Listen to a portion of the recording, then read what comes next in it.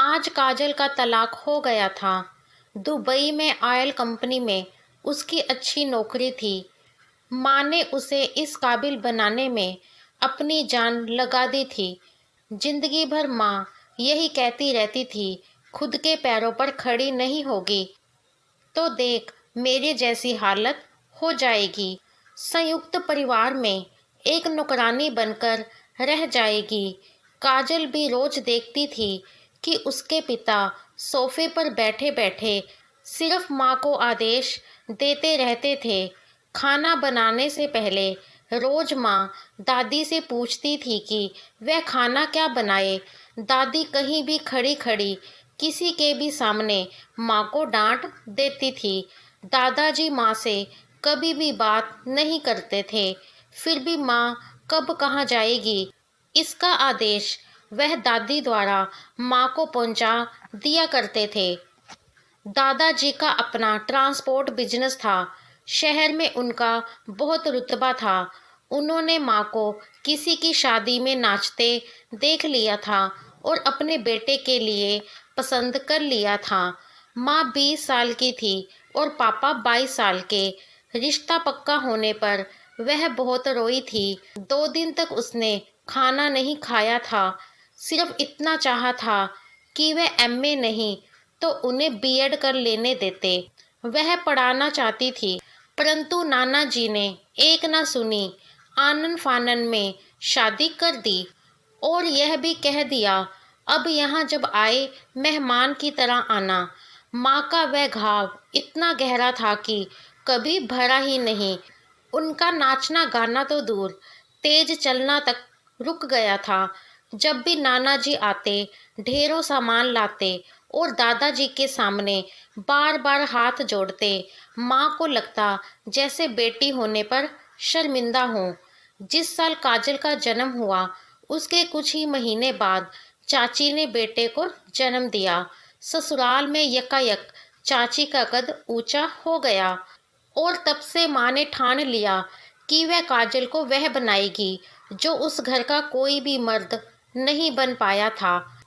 वह रात रात भर काजल को पढ़ाती। पुस्तकालय की सारी पुस्तकें माँ बेटी मिलकर चट करने लगी। काजल का आत्मविश्वास बढ़ ही रहा था। साथ में माँ भी अपने लिए नए रास्ते ढूंढने लगी। काजल की सहायता से उन्होंने कंटेंट राइटिंग शुरू की। चुपचाप एक बैंक अकाउंट खोल लिया। रात को बैठकर लिखती और सुबह पैसे उनके अकाउंट में आ जाते। माँ बेटी का जीवन दिन में कुछ और रात को कुछ और होने लगा। फिर एक दिन वह आया जब काजल ने बीएससी गोल्ड मेडल के साथ पास कर लिया और उसने घोषणा कर दी वह ससुराल नहीं बल्कि अहमदाबाद जाएगी ताकि एमबीए कर सके। घर में सब सकते में आ गए। यह सब कब हुआ?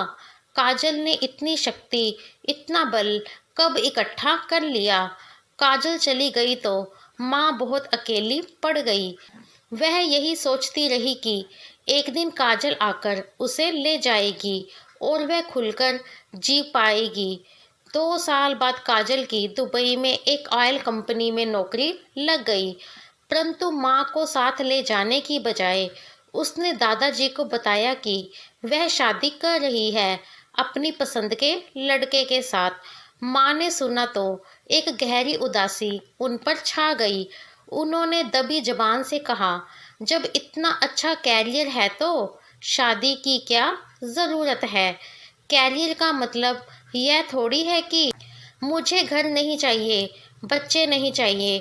काजल देख रही थी कि माँ वह सब कर रही थी जो उन्हें करना चाहिए, परंतु किसी भी काम में उन्हें रत्ती भर भी उत्साह नहीं था। यहाँ तक कि राहुल से भी वह ऐसे मिली। शादी के बाद वह जब भी राहुल के साथ होती उसे माँ का उदास चेहरा नजर आने लगता। राहुल उसकी यह हालत समझ रहा था और वह उसे मनोवैज्ञानिक से मिलने की बार बार राय देने लगा। एक दिन काजल इसे और नहीं झेल पाई और उसने राहुल को चाकू दिखाते हुए कहा, तुम क्या मुझे पागल समझते हो? टॉपर रही हूँ मैं, स्पोर्ट्स में, डिबेट्स में हर क्षेत्र में तुमसे आगे रही हूँ और तुम मुझे अपनी दासी बनाना चाहते हो। राहुल उस दिन घबरा गया और रात को अलग कमरे में सोया।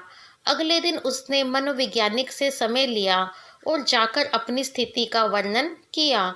मनोवैज्ञानिक ने कहा कि काजल का इलाज हो सकता है, परंतु इसके लिए उसका खुद का आना जरूरी है। काजल ऑफिस का काम अच्छे से कर लेती, परंतु घर का उससे कोई काम नहीं होता था। छुट्टी के दिन वह इतनी उदास होती कि सारा सारा दिन उठ नहीं पाती। अब उसका जीवन फिर दो हिस्सों में बंटने लगा, घर में कुछ और ऑफिस में कुछ और। राहुल ने इस विषय में अपने माता पिता से बात की। माँ ने कहा तलाक दे दो। पिता ने कहा अब वह तुम्हारी जिम्मेदारी है, तुम उसकी माँ को अपने पास बुला लो, शायद हालात संभलने लगे। माँ आई तो काजल की खुशी का ठिकाना ना रहा। वह उसे जीवन में वह सब देना चाहती थी जो उससे बरसों पहले छूट गया था। माँ जब आई तो आरंभ में दबी दबी सी थी, धीरे धीरे खिलने लगी। हर जगह उनकी टोका टाकी, हर जगह उनका उपस्थित होना घर की हवाओं को घोटने लगा। एक दिन राहुल ने कहा माँ, आप कंटेंट राइटिंग फिर से क्यों नहीं शुरू कर देती। माँ को यह बात अच्छी नहीं लगी। उन्हें लगा मैं इस पर बोझ हो रही हूँ। अब राहुल की हर बात में दोहरे अर्थ निकालने की उनकी एक आदत सी हो गई। राहुल चुप रहने लगा। घर उसे बंद कोठरी सा लगने लगा था। वह किसी से खुलकर बातचीत करने के लिए भी तरसने लगा। धीरे धीरे उसकी दोस्ती काजल की ही दोस्त तानिया से बढ़ने लगी। तानिया का तलाक हो चुका था और शादी में हो रही इन मुश्किलों को समझने की उसमें एक अलग से ताकत आ चुकी थी। राहुल क्या अनुभव कर रहा है वह समझ रही थी। शुरुआत में उसे संभालना तानिया को एक दोस्त का कर्तव्य लगा, परंतु वह खुद कब उसकी जरूरत बनता चला गया उसे पता ही नहीं चला। काजल को जब यह बात तानिया ने बताई तो वह सकते में आ गई। वह किसको क्या कहे। तानिया, राहुल, माँ, वह तीनों से प्यार करती थी और राहुल ने उसे धोखा दिया है। वह यह भी तो नहीं कह सकती, उसने तो बस एक दोस्त से सहायता मांगी थी। जब उसकी पत्नी इतनी उलझ गई हो तो वह क्या करता।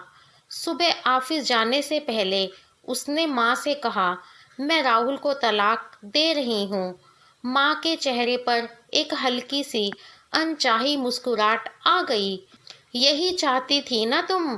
काजल ने माँ को पैनी नज़र से देखते हुए कहा। मैं ऐसा क्यों चाहूंगी, माँ ने लड़खड़ाती आवाज में कहा। काजल ने अपने मन में सोचा इतनी चोट तो माँ को भी पहुंचनी चाहिए। फिर अपना बैग उठाया और एक झटके से बिना मुड़े बाहर चली गई। माँ सोच रही थी मैंने गलत किया, माना मेरी बेटी का वैवाहिक जीवन मुझसे बेहतर है, परंतु इसकी जरूरत क्या है। जब जीवन स्वतंत्र हो सकता है तो उसे शादी के बंधन में बांधने की जरूरत ही क्या है। पर माँ के आंसू थे कि रुक ही नहीं रहे थे। वह सोच रही थी कि कहीं ऐसा तो नहीं कि वह भी अपनी बेटी के साथ वह कर रही है जो उनके पिता ने किया। क्या वह भी जाने अनजाने काजल पर अपने अनुभवों का बोझ लाद रही है। दोस्तों, कहानी आपको कैसी लगी हमें कमेंट करके ज़रूर बताएं। कहानी पसंद आई हो तो लाइक और शेयर करें। चैनल पर नए हैं तो चैनल को सब्सक्राइब भी ज़रूर करें। मैं मिलूँगी आपसे फिर एक नई कहानी के साथ। Bye bye.